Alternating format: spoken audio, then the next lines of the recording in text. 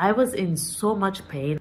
All of my love for life was gone. I was dull. My hair was falling out. It was thinning because I didn't have any iron, and no amount of iron I took could help me. So when I go in front of this doctor, she's like, you are going through a lot. And I think your gut might also be affected based on how your MRI is looking. So I need you to go do a colonoscopy.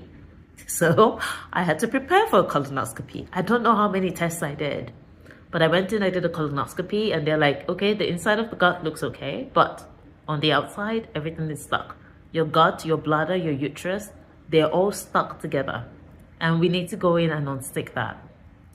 And so I went through a couple of consultations with her. She said she had to do an iron infusion because she could not cut me open at the level of iron I had, not with the hemoglobin I had. She was like, I can't risk it. So I had to do iron infusions.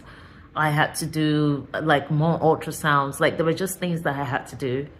And eventually one day she called me and she said, I'm trying to coordinate with the general surgeon who will need to come in and check that the gut truly is not affected during the surgery.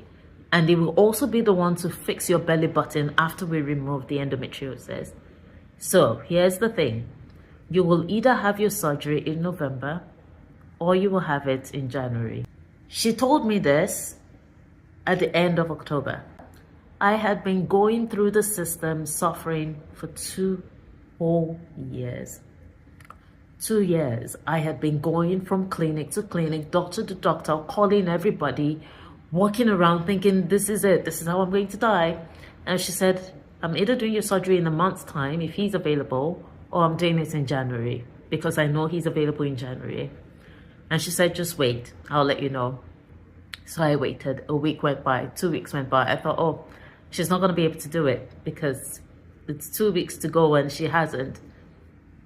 And then she called me. I was at the office. I was heading to the elevators. And she said, Demi, I'm doing your surgery on November 28th. The hospital's going to call you. And I just cried. I ran through all the consultations. I did all the prep work. She sent me for one more iron infusion just to get me up to a sustainable level. And on November 28th, she wheeled me into the theater. We had a chat. She gave me an epidural in my back. She said, because it's going to be a lot. And 6.5 hours later, she woke me up. And she said, the surgery was fine. Everything went okay. You will live better, but I want you to know, don't try to pee. There's a tube in your bladder that's collecting the pee. And I was like, what?